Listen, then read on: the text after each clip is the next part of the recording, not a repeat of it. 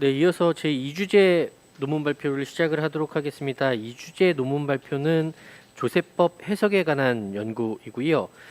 경북대학교 법학전문대학원의 이동식 교수님께서 저장을 맡아주시겠습니다.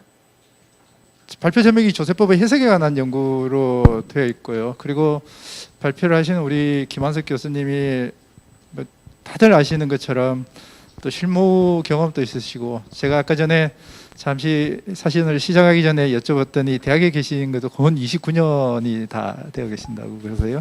학계 경험도 엄청 풍부하시고, 또 대학에 계시면서도 여러분 잘 아시겠지만 또 심판원도 굉장히 오래 근무를 하시고 해서 사실은 세법 영역에서 가장 어떻게 보면 그 기초가 되고 하는 것이 이게 결국 개별 사건의 세법 규정을 해석 적용하는 문제 아니겠습니까?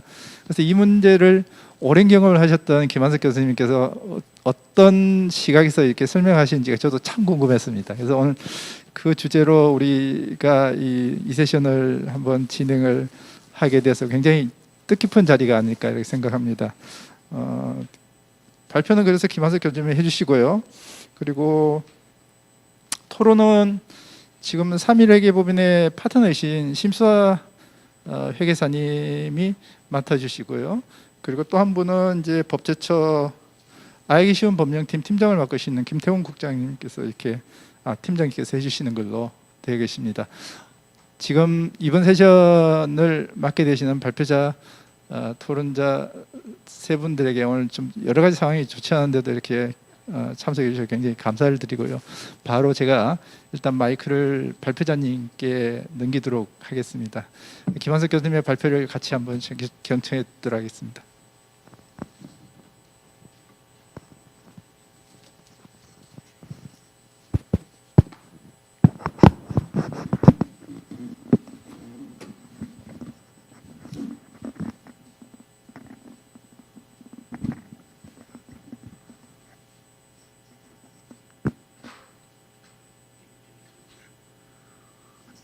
여러분 반갑습니다.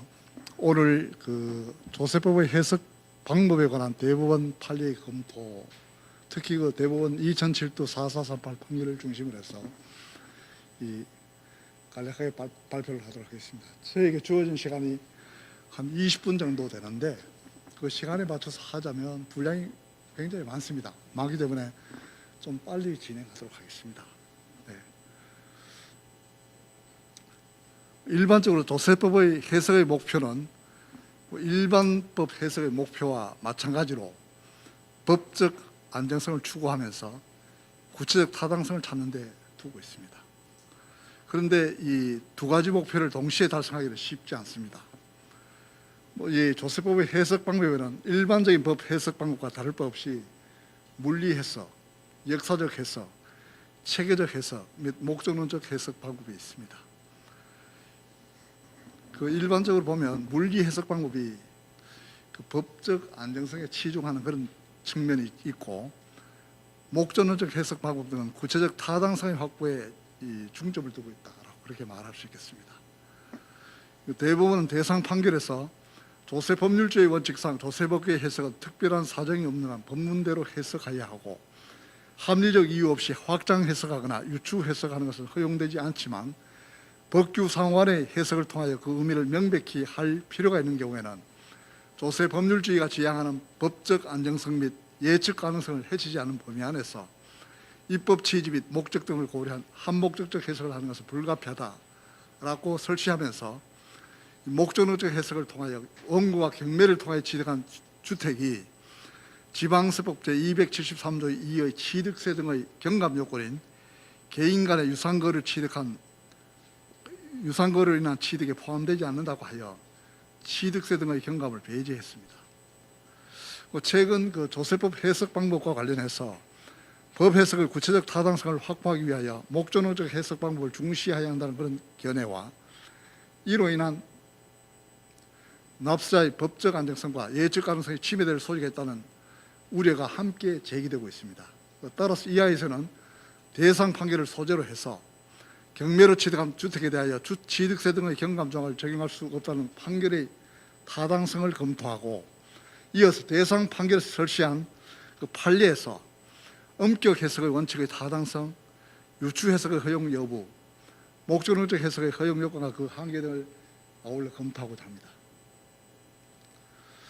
그 대법원 2007도 4438 판결의 내용은 원고가 서울에 있는 아파트를 경매를 통해서 취득을 한 그런 케이스입니다.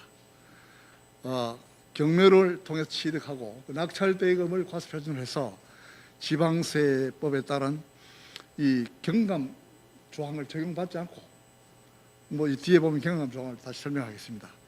그 취득세 등을 전액 납부한 그런 사안인데 나중에 이 뭐 요즘은 경정청구 제도가 있지만 그 당시 지방세의 경우는 그 신고를 바로 그 하나의 그 처분으로 의제해서 불복하는 그런 구조를 취하고 있었기 때문에 그 사후에 그 경감 조항을 적용하지 않고 취득세를 납부한 이 사건 처벌에 대해서 그 경감 조항을 적용해서 취득세를 취소해달라는 그런 취지의 경정처벌 사건을 불복을 했는데 받아들여지지 않고 법원에 계류된 그런 사건입니다. 이 관련 법령은 그 구지방세법 제273조 2입니다. 그 경감 요건이 개인 간의 유상 거래를 원인으로 취득 등기하는 주택입니다. 여기에 대해서는 취득세의 25%, 등록세의 50%를 경감하도록 규정을 하고 있었습니다. 이 조항이 들어오게 된 배경은 원래 이 개인 간의 뭐 거래를 할지라도 공매 방법에 의한 경매나 경매와 같은 공매 방법에 의한 취득의 경우에는 실거래가에 의해서 과세하도록 되어 있었고, 다만 이와 같은 특정 뭐 거래가 아닌 경우에는 원칙적으로 개인 간의 경우에는 사실상 시가 표준에 의해서 과세를 받아갔습니다. 그래서 그 시가 표준액과 실제 거래 실취득가액 사이에 괴리가 심하다 보니까 실거래가로 과세를 하게 되면 세부담이 엄청나게 늘어나는 그런 경우였습니다. 그래서 이 부동산 실거래가 신고제도가 도입되면서 개인 간의 거래를 할지라도 실거래가로 과세하는 그 제도로 바뀜에 따라서 갑자기 늘어나는 그 세부담을 줄이기 위해서 이 경감제도를 도입한 그렇게 있습니다. 그런데 원래 이 공매 방법에 의한 취득의 경우에는 원래부터 실거래가로 과세를 받았기 때문에 이 제도가 들어온다 하더라도 세부담은 전혀 영향이 없고, 따라서 이 경우는 뭐 경감의 대상이 입법자가 생각할 때는 경감의 대상이 아니라고 생각을 했는데 조문을 실제 잘못 만든 거죠. 명백하게 표현을 하지 못하고 잘못 표현한 그런 경우입니다.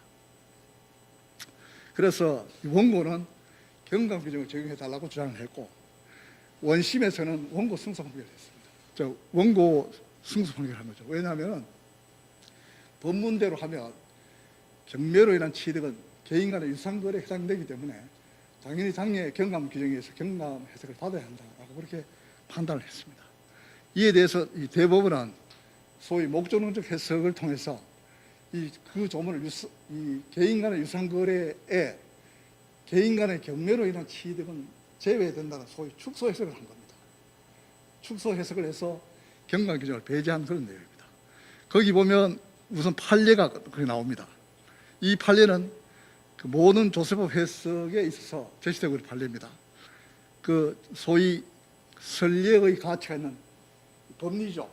그 판례가 거기 나와 있는 것처럼 조세법률주의 원칙상 조세법규의 해석은 특별한 사정이 없는 한 법문대로 해석하여야 하고, 합리적 이유 없이 확장 해석하거나 유추 해석하는 것은 허용되지 않지만 법규 상환의 해석을 통하여 그 의미를 명백히 할 필요가 있는 경우에는 조세법률주의가 지향하는 법적 안정성 및 예측 가능성을 해치지 않는 범위 내에서 입법 취지 및 목적 등을 고려한 한목적적 해석을 하는 것은 불가피하다. 이 모든 예를 들면 뭐 조세법 해석의 경우에는 이 판례가 나옵니다. 뭐 거의 예를 들면 그대로 클릭해서 옮겨가지고 계속 설치를 하고 있습니다.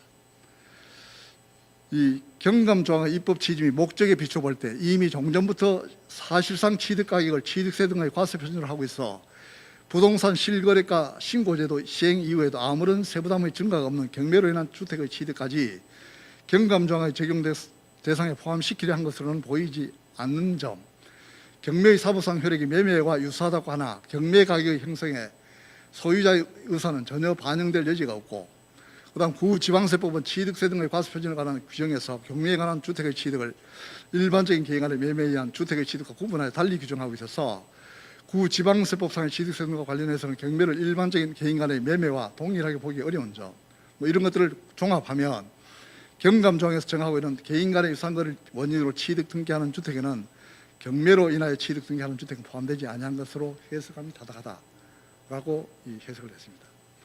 그다음 평석입니다. 우선 문제 제기입니다.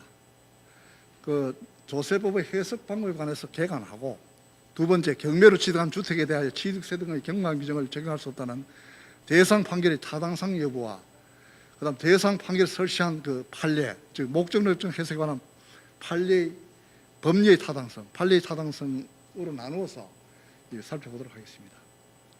그다음 조세법의 해석 방법은 뭐 일반 법의 해석 방법과 다를 바 없이 물리 해석, 역사적 해석, 체계적 해석, 목적론적 해석의 네 가지로 구분하는 게 일반적인 방법입니다. 그다음 해석 방법의 우선순위입니다. 이 네 가지 해석 방법 중에서 어느 해석 방법을 우선적으로 적용할 건가라는 문제인데, 이 대법원은 일단 학설을 보면 물리 해석 방법이 원칙적이고 목적론적 해석 방법 등은 보충적, 추가적이라는 견해가 다수입니다. 이에 대해서 오히려 목적론적 해석 방법의 중요성을 강조하는 견해도 있습니다. 원래 법이라는 게 제정하거나 개정할 때는 그 제정하거나 개정하는 목적이 있습니다. 법률 자체도 그렇고 아니면 개별 조항도 그렇습니다. 그래서 법을 만드는 입법자가 그 법을 제정하는 또는 개정하는 목적대로 정확하게 예를 들면 조문화해서 이 시행하게 되면 실제 문제가 될 게 없습니다. 문제는 원래는 이렇게 만들려고 했는데 입법자가 전혀 이러면 예상외의 그 방식으로 규정을 했다든지, 아니면 입법상 오류를 저질렀다든지, 그럴 경우에는 원래 제정하고자 하는 그 목적하고 전혀 이 반대의 결과를 가져오는 그런 경우가 있습니다. 그럴 경우에는 실제 보면 그 법을 왜 만들었죠? 특정한 목적을 위해서 만드는 거죠. 그 목적에 맞게 예를 들면 제정이 되고 시행이 돼야 하는데 전혀 예를 들면 법문 자체가 이상한 방식으로 표현이 된 경우. 그래서 보통 이 법을 해석할 경우에는 제일 출발점이 물론 그 용어의 의미, 그 단어에서 시작하긴 하지만 그 제정한 목적이 무엇인지가 굉장히 중요한 거죠. 왜 이걸 만들었냐? 그걸 출발점으로 사실 해가지고 해석을 해야 될 텐데 문헌 자체에 치중하다 보면 전혀 예를 들면 구체적 타당성을 확보하기 어려운 경우가 많습니다. 일단 대법원은 민사 판결이기는 하지만 거기 나와 있는 것처럼 이 물리 해석이 원칙적인 방법이고 그 다음에 기타 목적론적 해석 방법 등은 추가적 보충적이다, 그렇게 보고 있습니다. 그래서 이 소위 물리 해석 우선의 입장을 취하고 있고, 조세법의 경우는 이 민사법보다 훨씬 더 나가는 거죠. 소위 엄격 해석의 원칙을 내세워가지고 이 물리 해석이 당연히 원칙이고, 그 다음에 이 목적론적 해석은 보충적이고 추가적인 그런 방법으로 지금 보고 있습니다. 그 다음에 세 번째, 경매로 취득한 주택에 대하여 경감 규정의 적용을 배제한 대상 판결 타당성인데, 이 경우는 일단 문헌의 의미 자체는 이 개인 간의 경매로 인한 취득의 경우는 개인 간의 유상거래에 해당됩니다. 법문의 의미 자체대로 관찰하게 되면 개인 간의 유상거래에 해당이 되죠. 그런데 그 목적론적 소위 그 입법 취지에 비춰보면 전혀 다릅니다. 이 경매로 인한 취득은 원래부터 이 사실상 취득 가격을 적용하고 있었기 때문에 이 경감 규정을 사실 적용해야 할 이유가 전혀 없는 거죠. 그런데 법문 자체를 이렇게 표현하다 보니까 이 경매로 인한 취득의 경우도 개인 간의 유상거래에 해당이 되기 때문에 실제 이 원심은 그 법문대로 그 원고 승소 판결을 내렸고, 대법원은 소위 그 제도의 취지에 비추어 볼 때 도저히 그와 같은 해석 자체는 용납할 수 없다라는 그런 입장을 취해서 목적론적 해석을 취했습니다. 여러분 시간이 많이 걸리기 때문에 구체적인 내용을 한번 읽어보시기 바랍니다. 어려운 내용들이 아니니까 참고를 하시고, 저도 일단 예를 들면 이 다소 설치하는 그 이유 자체는 좀 문제는 있을 수 있지만 이 결론은 저도 동의를 합니다. 결국 목적론적 해석을 할 수밖에 없는 게 아닌가 이렇게 봤습니다. 그래서 일단 대법원 판결 자체에 동의를 합니다. 그다음 네 번째입니다. 4번. 대상 판결을 설치한 목적론적 해석에 관한 판례의 타당성 같습니다. 이제 한참 뒤로 내게 됩니다. 이 판례의 태도는 앞에도 읽어본 것 같습니다. 이와 같은 판례 태도를 계속 지금까지 견지하고 있습니다.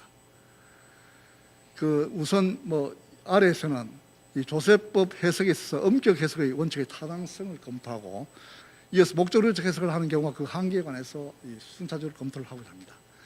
그다음 엄격 해석의 원칙은 뭐 조세법의 부가 요건이나 비과세 및 감면 요건과 차용 개념 등의 해석을 포함한 조세법의 모든 영역의 해석에 미치는데 이와 같은 엄격 해석의 원칙상 조세법규의 해석은 법문을 중심으로 한 물리 해석이 우선해야 한다라고 그렇게 보고 있습니다. 그 대상 판결은 조세법률주의 원칙상 조세법규의 해석은 법문대로 해석해야 한다고 하여 엄격 해석의 원칙을 유지하고 있고 엄격 해석의 원칙을 조세법 해석에서의 기본 원칙으로 내세우고 있습니다. 그 조세법의 해석에서의 엄격 해석의 원칙은 다른 해석 방법보다 물리 해석에 우선적 수지를 부여함으로써 구체적 타당성 있는 해석을 위하여 필요한 목적론적 해석을 무력화시키고 결과적으로 구체적 타당성과는 괴리된 판결을 양산할 우려가 있습니다. 뭐 굳이 설득력도 없고 특별한 의미도 없는 엄격 해석의 원칙을 조세법의 해석 원칙으로 내세워 납세자나 과세관자의 혼선을 일으키게 할 이유는 사실 없다고 보여집니다. 그 조세법의 해석도 법의 해석의 일종이기 때문에 조세법의 해석이라고 하여 다른 법 영역에서의 해석 방법과 다를 바 없고 모든 조세법규의 해석은 법문원의 일상 언어적 의미가 법 해석의 출발점을 이루기는 하지만 법 해석의 구체적 타당성을 확보하기 위해서는 법문원의 엄격 해석만을 고집하는 것은 타당하지 않다고 생각합니다. 물리 해석, 역사적 해석, 체계적 해석 및 목적론적 해석 방법이 모두 동원되어야 하고 이 경우의 해석 방법 간에는 우열관계나 우선관계는 없다고 저는 봅니다. 그 지금도 그래요. 실제 대법원 판결하는 거 보면 판결문을 보면 설사 물리 해석 방법을 채택했다 하더라도 모든 방법을 다 적용합니다. 4가지 방법을 다 적용해서 그런 결론을 도출하고 있습니다. 그렇기 때문에 물리 해석이라고 해서 달랑 예를 들어 법문만 보고 해석하는 건 아닙니다. 이와 같이 물리 해석, 역사적 해석, 체계적 해석 및 목적론적 해석 방법을 동원해 검토한 결과 물리 해석 방법에 따른 해석과 다른 해석 방법에 따른 해석이 서로 다른 경우에는 일정한 기준, 그 결국 한계로서의 법문의 가능한 의미라든지 이를 구체한 기준에 따라서 물리 해석 방법이나 또는 목적론적 해석 방법으로 결정해서 그에 따라서 타당한 해석을 도출하는 겁니다.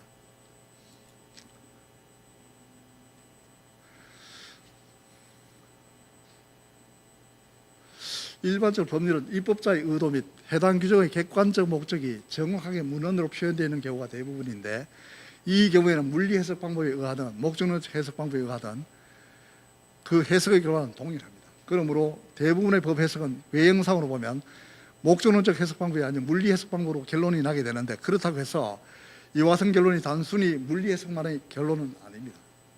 그리고 대부분의 법 해석이 외형상으로 목적론적 해석 방법이 아닌 물리 해석 방법으로 결론이 나는 것을 두고 물리 해석 방법이 목적론적 해석 방법에 우선한다고 하는 것도 타당하지 않습니다.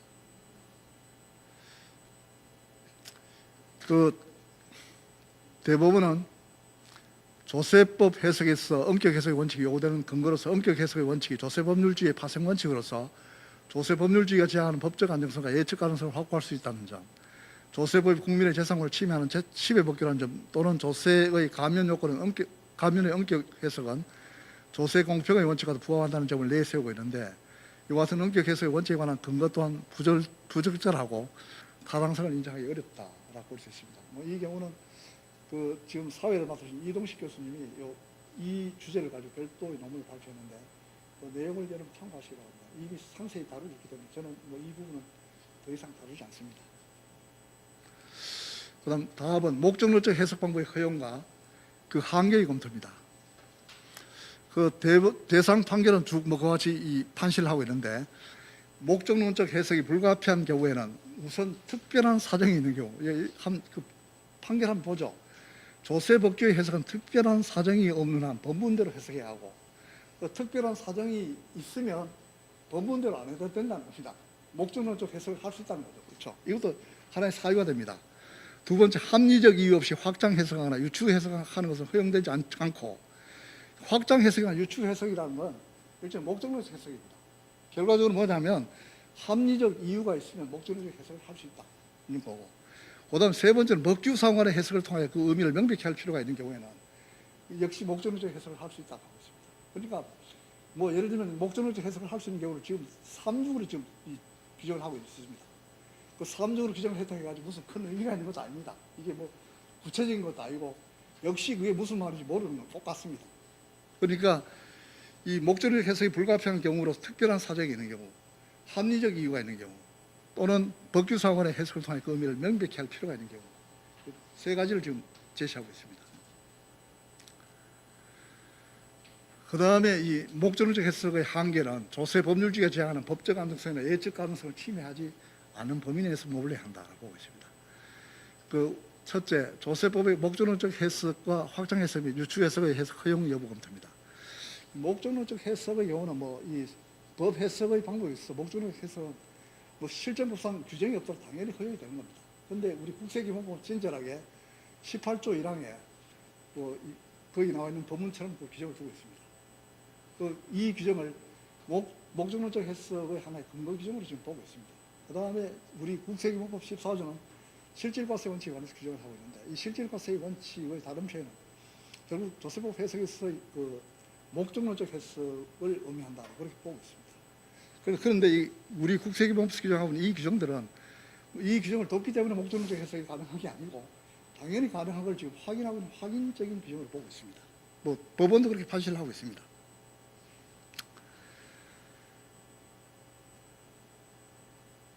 그런데 우리가 뭐 간혹 착각하는 게 목적론적 해석을 취하게 되면 마치 납세자에게 불리한 결과만 가져오는 것처럼 생각하는데, 실제 보면 뭐 그렇지 않습니다. 목적론적 해석을 하더라도 납세자에게 유리한 경우도 있고 불리한 경우도 있습니다. 특히 지금 나와 있는 판례들을 보면 유리하게 해석하는 그런 케이스가 꽤 많습니다. 뭐 지금 제가 그 밑에 뭐 들고 있는 게 한 7건 정도 쏘여 있는데 실제 굉장히 많습니다. 뭐 예를 들면 감면 요건을 해석한다든지, 아니 무슨 뭐 중과세 요건을 해석한다든지, 이런 경우에 역시 목적론적 해석을 해서 납세자에게 유리하게 그런 해석한 그런 경우가 상당히 많습니다. 그 다음 확장 해석과 유추 해석의 허용하기인데, 지금 뭐 이 목적론적 해석의 뭐 이 수단은 주로 보면 확장 해석이나 축소 해석입니다. 법문의 의미 자체를 좁히거나 넓혀서 예를 들면 그 규율한 목적에 부합하게 해석하는 그런 경우가 일반적입니다. 뭐 지금 그 판례를 보더라도 확장 해석하는 경우도 있고 축소 해석하는 경우도 있습니다. 우리가 오늘 다룬 대상 판결의 경우는 축소 해석했죠, 그렇죠? 축소 해석한 그런 케이스입니다. 그 다음에 그 유추 해석의 경우는 그 성문의 조세법 규정에 흥결되는 경우입니다. 즉 적용할 조세법 규정이 없는 경우죠. 없는 경우에는 그와 성질이 유사한 조세법 규정을 가져와서 다른 규정을 가져와서 적용하는 것을 말하는데, 엄격한 의미에서 보면 법 해석이라기보다는 유추 적용이다, 그렇게 뭐 이야기를 할 수 있습니다. 그 적어도 유추 적용에 관한 법적 판단의 타당성을 인정받기 위해서는 우선 법적 판단에 요구되는 사안과 유사한 사안을 규율하는 법규가 존재해야 하고, 다음으로 적용하고자 하는 법규에 의해 포섭되어지는 사안과 문제가 되고 있는 사안 간의 유사성이 상당해야 합니다. 그 조세법의 경우에는 학설을 보면 유추 적용이 가능하다는 그 긍정설, 그다음 반대 부정설, 납세자에게 유리한 경우에만 유추 적용이 허용 가능하다는 절충설 등이 대립하고 있는데, 학설은 뭐 부정설이 다수입니다. 그런데 판례를 보면 그 뭐 지금 대상 판결에서 보시다시피 합리적 사유 없이 유추 해석하는 것은 허용되지 않는다라는 태도를 취하고 있어서 합리적 사유가 있으면 유추 해석이 가능한 것처럼 지금 뭐 읽혀집니다. 그 실제 보면 대부분은 사안에 따라서 그 유추 적용을 허용한 경우도 있고, 그 다음에 뭐 허용하지 않은 그런 경우도 있습니다. 그 경우에 따라서는 예를 들면 뭐 유추라는 단어 쓰지 않고 슬그머니 예를 들면 뭐 유추 해석하는 그런 경우도 사실 보여집니다. 그런데 문제는 뭐냐면은 이 대부분이 어떤 경우에 유추 해석을 하는 건지, 유추 적용을 하는 건지 그 기준이 거의 제시되고 있지 않기 때문에 이 실제 보면 굉장히 자의적이다라는 그런 느낌을 받습니다. 그래서 납세자의 경우에는 굉장히 불안한 거죠. 이 법원이 어떤 식으로 판결할지 뭐 전혀 예측 가능성이 보장되지 않습니다. 그래서 적어도 뭐 이 경우는 그 유추 적용하는 이유 자체를 분명히 설치를 해주고, 적어도 그와 같이 뭐 이 유추 적용하는 어떤 구체적인 기준을 좀 제시해주고, 그다음에 그 일관성을 유지하는 게 굉장히 바람직하다 보여집니다. 그다음에 이 목적론적 해석에 있어서 법률의 객관적인 규율 목적을 검토를 해야 하는데, 그 목적의 입법 취지나 목적에 따라서 해석을 하는 경우에 그 목적이 무엇인지가 문제가 되겠죠. 그 대부분은 조세법의 해석에서 그 해석 기준으로 입법 취지 및 목적, 그다음에 입법 취지 및 체계, 입법 목적, 입법자의 의사 뭐 다양하게 지금 쓰고 있습니다. 근데 입법자의 의사는 뭐 거의 그 일종의 역사적 해석의 의미로 보여집니다. 입법자가 법 만들 때 어떤 뭐 취지를 만들었나 이런 게 보여지는데, 나머지 것들은 입법 취지나 이런 것들은 그게 법률적 객관적 목적인지 아니면 입법자의 의사인지 소위 주관적 목적인지 거의 구별되지 않습니다. 그 다음에 조세법상 입법의 취지 또는 목적은 해당 조세의 목적이 세수 목적인지 아니면 각종 정책적 유도 목적인지에 따라 달리 보고 있는데, 세수 목적 규범의 경우에는 설사 뭐 예를 들면 이 재정 수입을 목적으로 하는 세수 목적 규범이라 할지라도 조세 수입의 확보가 목적이 될 수 있습니다. 만약 조세 수입의 확보가 목적이 된다면 주먹국시를 과세하는 근거가 될 수 있는 거죠. 아무도 그렇게 보지 않습니다. 이 경우에는 결국 조세 부담의 공평한 배분, 소위 응능과세의 원칙, 응능부담의 원칙을 하나의 기준으로 지금 보고 있습니다. 그 다음 사회 목적 규범의 경우에는 뭐 예를 들면 그 조세특례제한법이나 지방특례제한법을 보면 여러 가지 비과세 감면을 하는 규정들을 두고 있다든지, 아니면 각 개별세법을 보면 중과세 조항을 두고 있습니다. 뭐 이런 것들은 뭐 예를 들면 이 중소기업을 보호한다든지, 연구개발 투자를 촉진한다든지, 부동산 투기를 억제한다든지, 사치적 소비의 억제라든지 이와 특정한 국가 정책을 달성하기 위해서 그 조세를 하나의 수단으로 이용하는 그런 경우입니다. 이 경우에는 그 원래 그 취지, 그러니까 그 규범 사회 규범 목적 자체, 즉 정책적 유도 목적이 그 세법의 목적이 되겠습니다. 객관적인 목적이 되겠죠. 지금 대상 판결에서의 쟁점 경감 조항은 사회 목적 규범에 해당이 됩니다. 예를 들면 뭐 세부담이 갑자기 늘어나서 서민 부담을 증가시키는 그런 것들을 해소하기 위해서 이 규정을 만든 거죠. 그래서 이 경우에는 꼭 경감 조항의 입법 취지 자체가 바로 여기 우리가 보는 그 해당 조항의 입법 취지를 보고 있습니다. 그다음 세 번째, 시간이 거의 다 됐네요. 목적론적 해석 방법 허용과 그 한계의 검토입니다. 그 조세 뭐 앞에 조금 설명했지만 조세법의 해석은 물리 해석, 역사적 해석, 체계적 해석 및 목적론적 해석 방법을 모두 동원해서 종합적으로 이루어져야 합니다. 뭐 법률의 해석은 그 용어에서 시작된다는 법원이 시사하듯이 법문원의 의미의 파악을 출발점으로 하지만 모두 해석 방법이 동원되어야 하며, 이 경우 각 해석 방법의 적용에 있어서는 우열은 없다고 봐야 할 것입니다. 대법원은 물리 해석 방법에 따라 대법원 판결들을 보면 실제 물리 해석을 하는 경우입니다. 물리 해석을 했지만 거기 그와 같이 물리 해석을 하게 된 그 취지를 어떻게 설명하냐면, 이 규정의 내용과 문헌, 이건 물리 해석의 예초, 그 다음에 입법 취지, 그 목적론적 해석, 또 그 다음 법인 설립적 뭐 이런 그 성질상 차이, 이런 것들을 같이 고려했다는 겁니다. 결과적으로 물리적 해석을 했지만 이런 것들을 같이 고려해서 도출한 결론이다. 뭐 뒤에도 마찬가지입니다. 그 조특법 뭐 제2항의 문헌과 체계, 조세법규에 대한 엄격 해석의 원칙 등 뭐 이거는 체계적 해석까지 같이 고려했다는 그런 의미처럼 보여지고 있고, 그 뒤에도 뭐 문헌과 입법 취지 뭐 등등 이와 같이 모든 그 해석의 결과 이와 같은 결론을 도출했다, 물리 해석의 방법을 도출했다라고 그렇게 설치하고 있는 내용들입니다.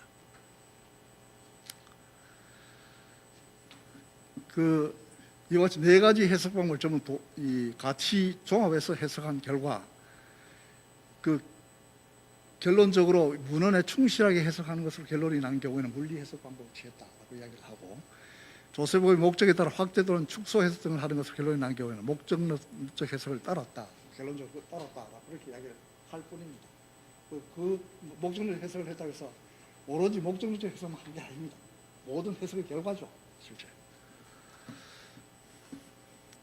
그런데 이와 같은 종합적인 해석의 결과를 놓고 역사적 해석, 체계적 해석 및 목적론적 해석 방법에 따라 결론을 도출하는 것인지, 결론을 도출할 것인지, 아니면 물리 해석 방법에 따라 결론을 도출할 것인지가 결정하는 기준이 문제가 될 수 있습니다.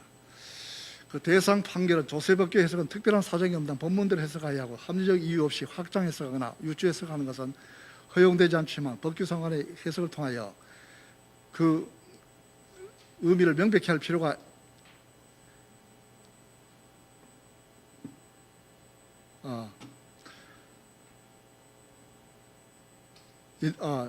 필요가 있는 경우에는 입법 취지 및 목적 등을 고려한 한봉적 해석을 하는 것은 불가피하다고 해서 곧 2중 3중으로 지금 규정을 하고 있는 거죠. 하고 있고, 나아가 대부분은 법문의 의미가 명확한 경우, 즉 법문상 그 적용 대상 및 감면 효과의 의미가 명확한 경우에는 법규 상호간의 그 의미를 명백히 할 필요가 없다. 그럼 이 경우는 그냥 문헌대로 해석하겠다라는 그 의미를 갖고 있는 것 같습니다. 그런데 숫자와 고유명사를 제외하면 일상적인 언어뿐만 아니라 법률 언어도 대부분 일의적이 아닙니다. 어느 경우에든 다 해석을 해야 합니다.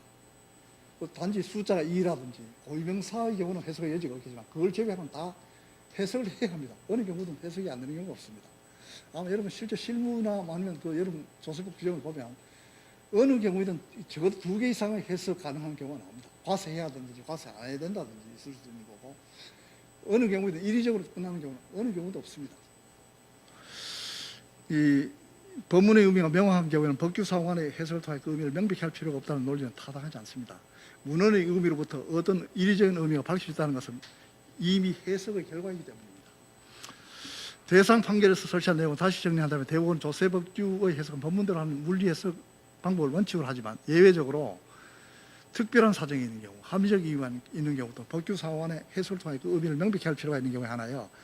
그리고 법적 안정성과 예측 가능성을 해치지 않는 범위내에서 목적론적 해석 방법에 따른다는 것입니다. 그런데 특별한 사정이 있는 경우나 합리적 이유가 있는 경우와 같은 문헌은 전형적인 불확정 개념입니다. 여러분 그 의미가 뭔지 구체적으로 적시할 수 있습니까? 뭐 전형적입니다. 어떤 경우가 특별한 사정인지, 어떤 경우에 합리적 이유가 있는지 전혀 알 수가 없습니다. 그다음 법규 상호간의 해석을 통해 그 의미를 명백히 할 필요가 있는 경우라는 문헌도 그 의미가 무엇인지 잘 분명하지 않습니다. 마치 법규 상호간의 해석이 체계적 해석을 의미하는 것처럼 보이기는 하지만 이를 체계적 해석으로 한정하면 목적론적 해석이 들어설 자리가 없게 됩니다. 그래서 이게 무슨 의미인지 도대체 알 수가 없습니다. 다시 말하면 목적론적 해석 방법에 따를 기준 또는 근거를 내세우는 것이 모두 불확정적이고 그 의미가 명확하지 않은 문헌들이라는 점입니다. 그 다음에 이 해석 한계에 관해서 뒤에 가면 다시 보도록 하겠습니다. 그다음 세 번째, 대부분 법 해석 방법의 우선순위에 관련하여 물리 해석의 원칙이고 목적론적 해석 등 추가적 해석 방법이라고 하여 물리 해석 원칙을 견지하고 있습니다. 우선의 입장을 견지하고 있는데 앞에도 이야기한 것처럼 모든 그 해석 방법이 동호해 돼야 되고 그 방법 간에는 우열 관계는 없다라고 봐야 하기 때문에 이 설치 내용이 과연 타당할까라는 의문을 갖습니다. 그 다음에 그 조세법규를 모든 해석 방법을 동원해 종합적으로 해석한 후에는 다음과 같은 기준에 따라서 물리 해석 방법에 따를 것이냐 아니면 목적론적 해석 방법에 따를 것인지를 결정하는 것이 타당하다고 생각하는데 시간이 너무 많이 가기 때문에 이 부분은 여러분 읽어보시기 바랍니다. 넘기겠습니다. 그다음 목적론적 해석의 한계입니다.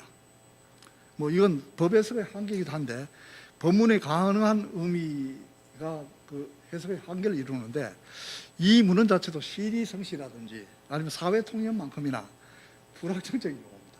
도대체 그 의미가 무엇인지 명확하지 않습니다. 뭐 그 대상 판결은 조세 법률주의가 지향하는 법적 안정성과 예측 가능성을 해치지 않은 범위라는 문헌을 쓰고 있는데 이것도 뭐 앞의 그 법문의 해석 가능한 범위하고 같은 의미로 해석을 해야 합니다. 실제 같이 해석을 해야 하는데 이 법문의 가능한 의미는 이 법 발견, 그 해석과 법을 창설하는 것과의 경계를 이루는 기준이 되고 있습니다. 그런데 법문의 가능한 의미와 같은 기준에 의해 법 해석의 한계를 설정할 수 있다는 견해는 그럴듯하지만 실제로 어려움이 있습니다. 이게 뭐 결국 보면 나중에 코에 걸면 코걸이가 되고 귀에 걸면 귀걸이가 되어서 그 납사의 경우는 도대체 그 뭐 어떤 경우가 여기 해당되는지 예측할 수가 없습니다. 그 지금까지 생산된 대법원 판결들을 보더라도 그 어떤 경우에 목적론적 해석 방법에 따라 법의 해석을 하는 것인지 어떤 경우가 목적론적 해석의 방법의 한계로서 법문의 가능한 의미 안에 있는 것인지 이걸 뭐 가능하기 어렵습니다. 결국 뭐 이 법적 안정성이나 예측 가능성이 전혀 담보되지 않고 있습니다.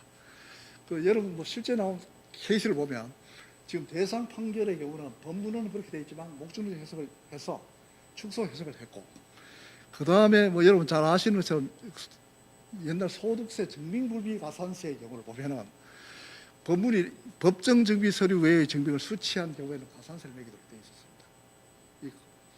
그런데 이 경우는 적어도 이 법정 증빙 서류 외의 증빙을 수취한 경우는 계산서나 세금 계산서 외에 뭐 그 밖의 예를 들면 뭐 그 법정 그 계산서 이외의 뭐 현금 영수증, 소위 그 뭐 실무에서 사대 영수증이라고 하는데 그 영수증을 받은 경우가 여기 있어요.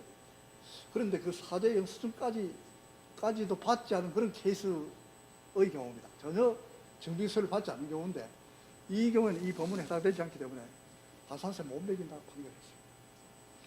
그 다음에 그 여러분 결손금 소득공제는 중소기업에 한해서 적용을 해주는데 중소기업이 아닌 자가 소위 대기업에 해당되는 자가 결손금 소득공제를 받는 거예요. 그 중소기업 소득공제를 받은 경우에는 많이 조금 예를 들면 금액을 좀 많이 받은 경우는 추징해서 징수하는 규정이 있는데 그 규정이 없다는 이유로 중소기업이 아닌 대기업이 그 결손금 소득공제를 받으면 세액을 징수할 규정이 없기 때문에 징수할 수 없다. 물론 지금 보면 법인세 경제에 관한 규정도 있는데 그 규정도 적용 못한다라고 해서 이 뭐 예를 들면 소위 엄격 해석의 원칙을 내세워가지고 추징을 못하도록 하는 그런 케이스가 있습니다. 실제 보면 앞의 경우가 예를 들면 뭐 목적론 해석을 하는 게 맞는지 뒤의 경우들을 뭐 목적론 해석을 하는 게 맞는지 상당히 헷갈립니다.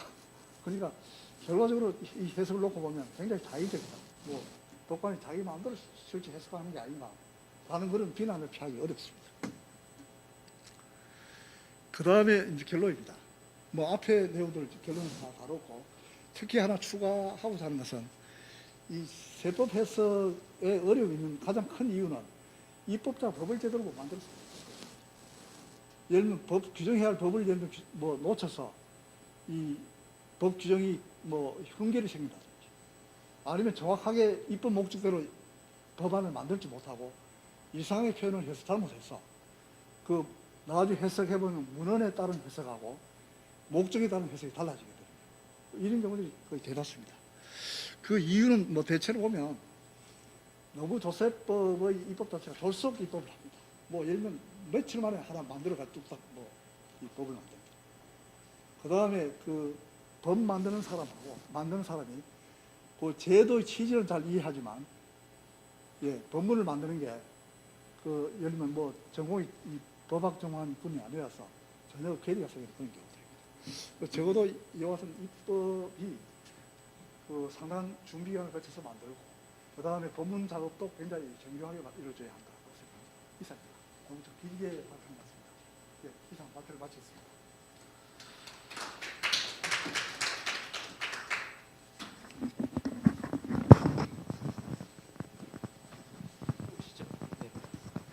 네. 그 제가 예상했던 것처럼 김원석 교수님이 그 대상 판결을 그 2007도 4438 판결로 하긴 했지만 조세법의 해석 방법에 관한 아주 일반적인 부분들을 전부 다 다뤄주셨습니다. 뭐 중요한 이슈들이 전부 다 지금 이제 녹아져 있는 것 같습니다.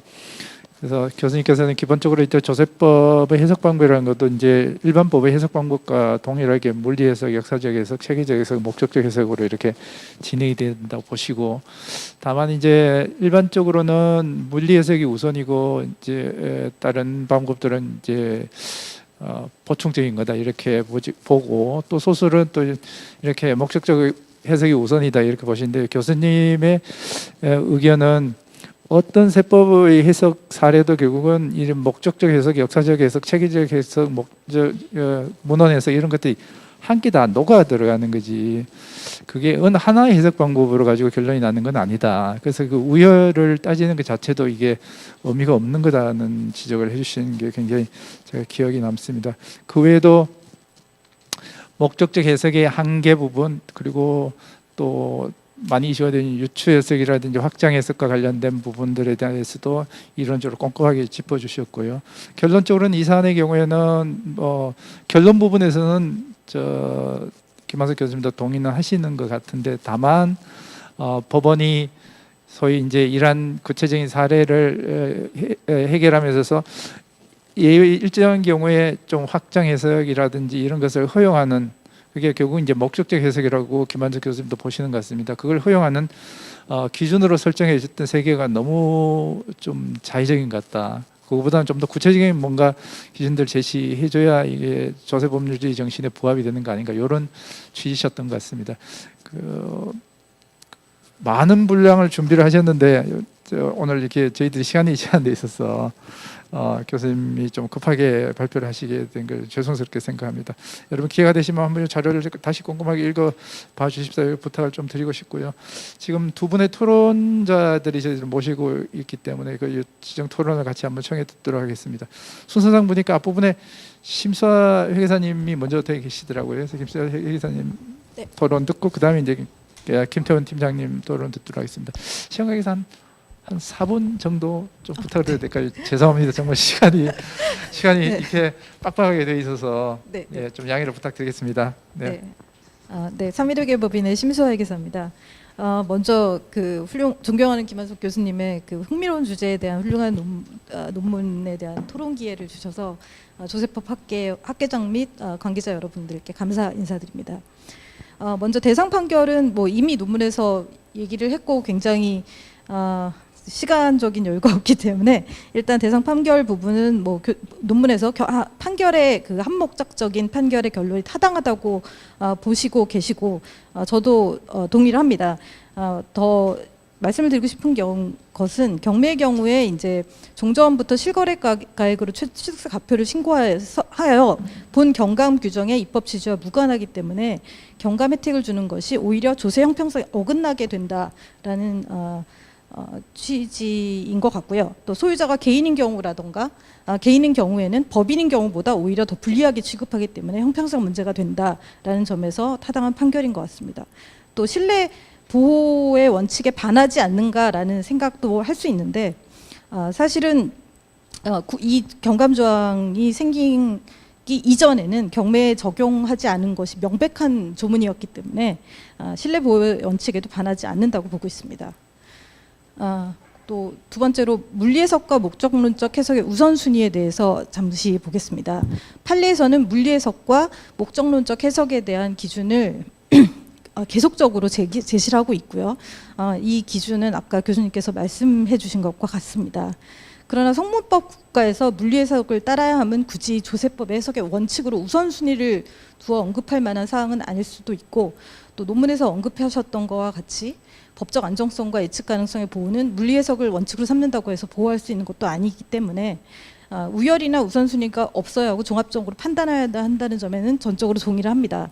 다만 법 해석의 근거로 효율성, 공평성, 정합성의 측면을 고려한다면 목적론적 해석 방법이 더 우선하는 것이 타당하지 않을까라고 생각을 합니다. 대상 판결의 쟁점 법 조항은 경감 규정의 적용 범위를 명시적으로 제한하고 있지 않아서 경매의 경우 경감 규정의 적용을 배제한 대상 판결은 오히려 물리해석보다 목적론적 해석을 우선한 결과가 아닐까라고 생각을 하고 이 일견 법문에 가능한 의미를 넘는 해석으로도 보입니다. 특히 조세법이 규율 대상으로 삼는 경제거래들은 성문법규가 법률의 재개정을 통해서 따라가기 어려운 속도로 변화하고 다양화지고 있는 상황이기 때문에 물리해석을 넘어서 목적론적 해석이 필요한 사례들이 점점 더 많아질 것이고 이 경우에는 목적론적 해석을 우선하여 법적 안정성과 예측 가능성을 오히려 높일 수 있는 사례들이 많지 않을까라고 생각합니다. 마지막으로 목적론적 해석에서 법문의 가능한 의미에 대해서 아까 교수님도 말씀하셨지만 대법원은 특별한 사정 또는 합리적 이유가 있는 경우 법규 상호 간의 해석을 통해서 그 의미를 명백히 할 필요가 있는 경우 또 조세 법률주의가 지향하는 법적 안정성과 예측 가능성을 해치지 않는 범위를 적시하고 있지만 지적하신 바와 같이 전형적인 불확정 개념들로 추상하고 막연하게 구체적인 범위를 제시하지 않고 있습니다. 이에 구체적이고 실질적인 기준을 제시하는 것이 바람직하다는 주장은 매우 타당합니다. 논문에서는 법률의 문헌의 언어적 의미와 문법 구조에 따른 규범적 의미가 명확하나 목적론적 해석 방법의 결과와 합치하지 않는다면 또는 법률 단어의 언어적 의미와 문법 구조에 따른 규범적 의미 자체가 명확하지 않는 경우에는 문헌의 가능한 의미의 범위에서 해당 법규의 입법 취지와 목적에 따라 확대 해석 또는 축소 해석해야 한다. 다만 법적 의미를 파악할 수 없는 불명확한 규정이라면 조세법률주의에 위반되어 무효로 보아야 한다라고 제시하고 계십니다. 여기서 문헌의 가능한 의미의 범위에서라는 조건은 본 논문에서 지적하신 바와 같이 형식적인 기준에 지나지 않아 어떠한 경우에 법문의 문맥의 의미를 넘을 수 있을지에 대한 구체적인 기준이 필요할 것 같습니다. 엄격 해석의 원칙과 실질과세 원칙을 비롯한 목적론적 해석에 관한 학계의 논의가 상당히 축적돼 갖고 있고 최근 더욱 활발해지고 있는 것으로 알고 있습니다. 그래서 구체적이고 실질적인 일관성 있는 기준을 어떻게 정립할 것인지에 대해서 많은 연구 결과를 기대하고 있습니다. 해석의 기준에서는 개별 사안들의 구체적인 타당성과 충돌하는 각 해석 방법에 따른 효율성, 공평성 등의 전거와 또 법 목적을 고려를 해야 할 것입니다.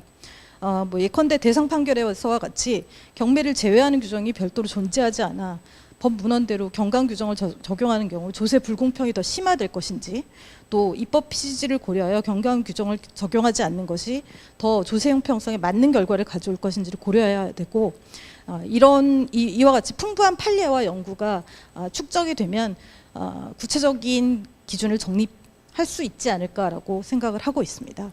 네, 이상으로 토론을 마치겠습니다. 감사합니다. 네, 감사합니다. 저 김태원 팀장님은 저 시계 보니까 3시 7분이 있어서 저희들이 아까 전에 10분을 더 추가를 받았습니다. 3시 10분은 절대로 넘어가면 안 될 것 같아서 정말 시간 좀 부탁드리겠습니다. 네, 대단히 알겠습니다. 죄송합니다. 네, 네, 법제처 알게시움 법령팀장 김태원이라고 합니다. 우선 아까 저도 똑같은 상황인데요. 김한석 교수님 좋은 발표문 듣게 돼서 너무 영광이고요. 그리고 이제 사전에 잠깐 말씀드리고 싶은 건 알게시움 법령팀장이 여기 왜 왔나 하고 이제 약간 그런 눈빛이더라고요. 근데 제가 2015년부터 2018년까지 이제 법제처에서 지금 국세 관련해 가지고 제가 전체 법령 지금 개정 총괄을 담당을 했었습니다. 그래서 이 발표문을 보면서 느꼈던 거는 가서 조금 많이 좀 후회가 되겠구나 싶으면, 왜냐하면 저희가 좀 더 심사를 할 때 좀 체계적으로 했었더라면 이런 오류들이 좀 적었을 건데라는 생각을 했고요.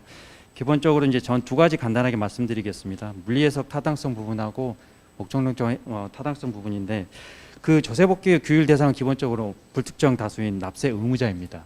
그러니까 지금 해석이라든지 저희 법령 해석이라든지 지금 판례 같은 경우에 보면은 기본적으로 해석의 주체가 지금 입법자 그리고 입법 전문가들을 기준으로 해가지고 이 규정에 타당한지 물리적으로 지금 해석이 어떻게 되는지를 주로 보고 있는 것 같습니다. 하지만 이 사건 대상 법령에서 보고 있으면 개인 간의 유상 거래를 원인으로 하는 이 조문을 봤을 때 과연 납세 의무자들이 과연 이 경매의 경우와 그리고 일반 매매의 경우를 구분해서 말할 수 있는 판단을 할 수 있는지, 이 부분은 분명히 봐야 될 것 같고요.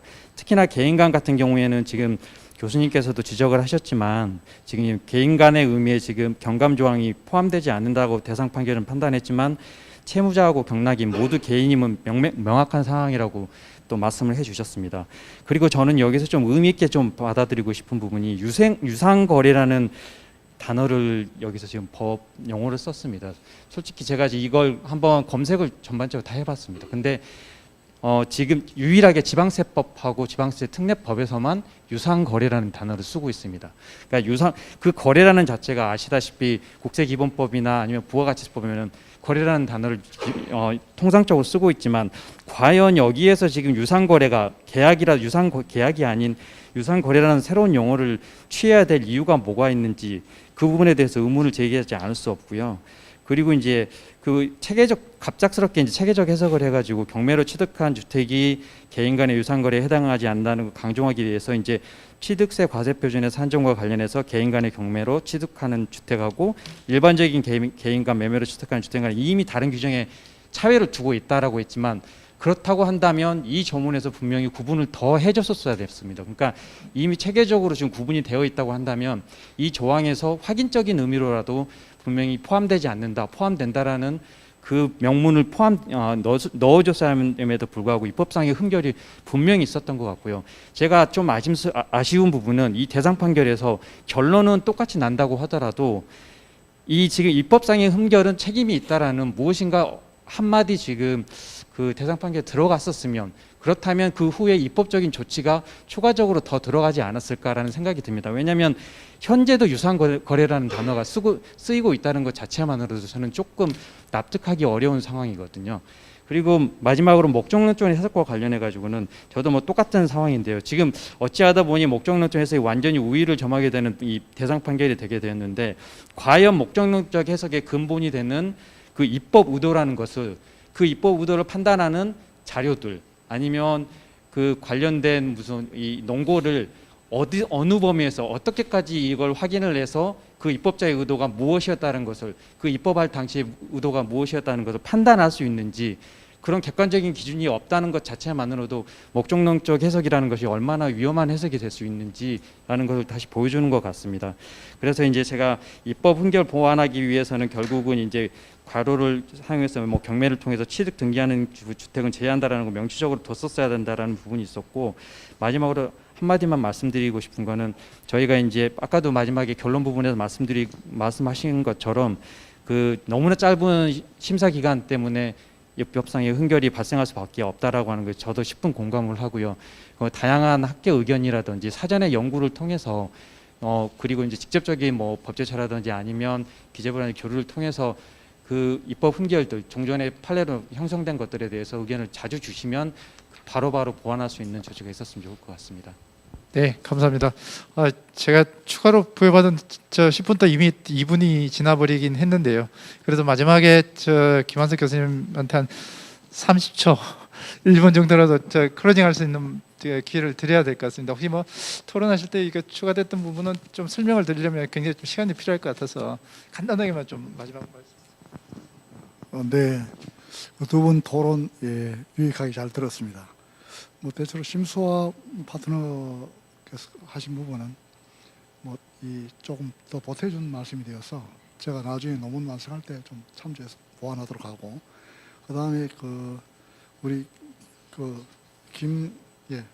김태원 그 팀장님이 그 토론하신 내용 중에서 특히 유상거래 부분은 그 법무상 표현이 상당히 문제가 있습니다.